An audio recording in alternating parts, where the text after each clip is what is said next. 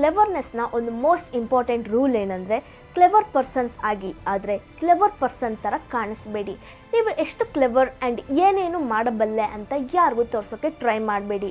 ನಿಮ್ಮ ಪವರ್ನ ನಿಮ್ಮಲ್ಲೇ ಇಟ್ಕೊಳ್ಳಿ ಆ್ಯಂಡ್ ಕರೆಕ್ಟ್ ಟೈಮ್ ಬಂದಾಗ ಮಾತ್ರನೇ ಅದನ್ನ ಯೂಸ್ ಮಾಡಬೇಕು. Number 2, clever people are over thinkers. ನನಗೆ ಗೊತ್ತು ಈ ಓವರ್ ಥಿಂಕಿಂಗ್ ಮೇಲೆ ತುಂಬ ನೆಗೆಟಿವಿಟಿ ಇದೆ ಅಂತ, ಆದರೆ ನೀವು ಯಾವಾಗಾದರೂ ಯೋಚನೆ ಮಾಡಿದ್ದೀರಾ ಆ ಓವರ್ ಥಿಂಕಿಂಗ್ನ ನಾವು ಅಸಲಿಗೆ ಯಾಕೆ ಮಾಡ್ತೀವಿ ಅಂತ? ಭಯದಿಂದ. ಫೇಲ್ ಆಗ್ತೀವೇನೋ ಅನ್ನೋ ಭಯ, ತಪ್ಪು ಮಾಡ್ತೀವೇನೋ ಅನ್ನೋ ಭಯ, ಇಲ್ಲ ಏನಾದರೂ ಅನ್ಎಕ್ಸ್ಪೆಕ್ಟೆಡ್ ಆಗಿ ಆಗುತ್ತೇನೋ ಅನ್ನೋ ಭಯ.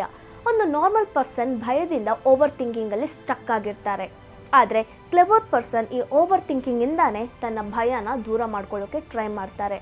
ಓವರ್ ಥಿಂಕಿಂಗ್ ಮೇಲೆ ಇರೋ ನೆಗೆಟಿವಿಟಿನ ಸೈಡ್ಗೆ ಇಟ್ಟರೆ ಹೆಚ್ಚು ಆಲೋಚಿಸೋದು ನಿಮಗೆ ಕೆಲವು ಸರಿ ತುಂಬ ಹೆಲ್ಪ್ ಮಾಡುತ್ತೆ. ನಾರ್ಮಲ್ ಪೀಪಲ್ಸ್ ಓವರ್ ಥಿಂಕಿಂಗಿಂದ ದೂರವಾಗಿರ್ತಾರೆ, ಆದರೆ ಕ್ಲೆವರ್ ಪೀಪಲ್ ಓವರ್ ಥಿಂಕಿಂಗ್ ಮಾಡ್ತಿರ್ತಾರೆ.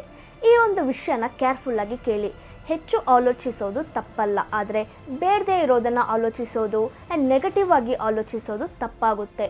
ಒಂದೇ ವಿಷಯದ ಬಗ್ಗೆ 1000 ಸರಿ ಆಲೋಚಿಸೋದು ಆ್ಯಂಡ್ ಅದೇ ಒಂದು ವಿಷಯನ ಡಿಫ್ರೆಂಟ್ ಆ್ಯಂಗಲಲ್ಲಿ ಆಲೋಚಿಸೋದು, ಈ ಎರಡರಲ್ಲೂ ಆಕಾಶ ಆ್ಯಂಡ್ ನೆಲದ ಮಧ್ಯೆ ಇರೋಷ್ಟು ಡಿಫ್ರೆನ್ಸ್ ಇರುತ್ತೆ. ಈ ಡಿಫ್ರೆನ್ಸ್ನ ಅರ್ಥ ಮಾಡ್ಕೊಳ್ಳಿ. ಆ್ಯಂಡ್ ನೀವು ಯಾರ ಜೊತೆ ಆದರೂ ಮಾತಾಡ್ತಿರೋವಾಗ, ಇಲ್ಲ ನೀವು ಏನಾದರೂ ಡಿಸಿಷನ್ ತಗೊಳ್ಳೋಕ್ಕೆ ಮುಂಚೆ ಒಂದು ನಾರ್ಮಲ್ ಪೀಪಲ್ನ ಹಾಗೆ ಓವರ್ ಥಿಂಕಿಂಗ್ನ ಅವಾಯ್ಡ್ ಮಾಡಿ ಕೇವಲ ಒಂದೇ ಡೈರೆಕ್ಷನಲ್ಲಿ ಆಲೋಚಿಸಬೇಡಿ. ಒಂದು ಕ್ಲೆವರ್ ಆ್ಯಂಡ್ ಇಂಡಿವಿಜುವಲ್ ಪರ್ಸನ್ ಥರ ಅದರ ಪ್ರತಿ ಆ್ಯಂಗಲ್ಸ್ನ ಅರ್ಥ ಮಾಡ್ಕೊಳ್ಳೋಕ್ಕೆ ಟ್ರೈ ಮಾಡಿ. ಅದರ ಪಾಸಿಟಿವ್ ಆ್ಯಂಡ್ ನೆಗೆಟಿವ್ ಆಸ್ಪೆಕ್ಟ್ಸ್ ಎರಡನ್ನು ಅರ್ಥ ಮಾಡ್ಕೊಳ್ಳೋಕ್ಕೆ ಟ್ರೈ ಮಾಡಿ. ಕೇವಲ ಪಾಸಿಟಿವ್ ಆಗಿ ಮಾತ್ರ ಆಲೋಚಿಸಬೇಡಿ, ಆದರೆ ಕರೆಕ್ಟ್ ಯಾವುದು ಅನ್ನೋದನ್ನ ಸಹ ಆಲೋಚಿಸಿ. Number 3, become highly adaptable. ಒಂದು ಕ್ಲೆವರ್ ಪರ್ಸನ್ನ ಬ್ರೈನ್ ಪ್ರತಿ ಸಿಚುಯೇಷನಲ್ಲಿ ತುಂಬ ಫಾಸ್ಟಾಗಿ ರನ್ ಆಗ್ತಿರುತ್ತೆ. ಅವರು ನಿಮಗೆ ಸ್ಟಾರ್ಟಿಂಗಲ್ಲಿ ಇನ್ನೋಸೆಂಟಾಗಿ ಕಾಣಿಸ್ಬೋದು, ಸ್ವಲ್ಪ ಹೊತ್ತಲ್ಲೇ ತುಂಬ ಇಂಟೆಲಿಜೆಂಟ್ ಪರ್ಸನ್ ಆಗಿ ಚೇಂಜ್ ಆಗಿ ಎಲ್ಲರನ್ನ ಶಾಕ್ ಮಾಡ್ತಾರೆ. ಅವರ ಸಿಚುಯೇಷನ್ ಎಷ್ಟು ಬ್ಯಾಡ್ ಆಗಿದ್ದರೂ, ಈವನ್ ಸಿಚುಯೇಷನ್ ಅವ್ರಿಗೆ ಅನುಕೂಲಕರವಾಗಿದ್ದರೂ, ಒಂದು ಕ್ಲೆವರ್ ಪರ್ಸನ್ ತನ್ನನ್ನು ತಾನು ಚೇಂಜ್ ಮಾಡ್ಕೊಳ್ತಾರೆ. ಯಾರು ತನ್ನನ್ನು ತಾನು ಇಂಟೆಲಿಜೆಂಟ್ ಅಂದ್ಕೊಳ್ತಾರೋ ಅವರು ಕೇವಲ ಅವರ ಕಂಫರ್ಟ್ ಝೋನಲ್ಲಿ ಮಾತ್ರ ಇಂಟೆಲಿಜೆಂಟ್ ಆಗಿರ್ತಾರೆ.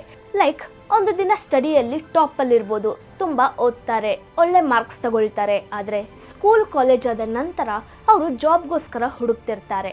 ಜನರು ಅವರ ಇನ್ನೋಸೆಂಟ್ನ ಯೂಸ್ ಮಾಡಿಕೊಂಡು ಬೆನಿಫಿಟ್ ತಗೊಳ್ತಿರ್ತಾರೆ. ಇಂಥವ್ರನ್ನ ಯೂಸ್ ಮಾಡಿಕೊಂಡು ಅವರು ಬೆಳೀತಿರ್ತಾರೆ ಆ್ಯಂಡ್ ಅವರನ್ನು ಅಸಲಿಗೆ ಬೆಳೆಯೋಕ್ಕೆ ಬಿಡಲ್ಲ. ಸೊ ಇಲ್ಲಿ ಗ್ರೋ ಆಗ್ತಿರೋರೆ ಕ್ಲೆವರ್ ಪರ್ಸನ್ ಆಗಿರ್ತಾರೆ, ಅದರಲ್ಲಿ ಯಾವ ತಪ್ಪು ಇಲ್ಲ.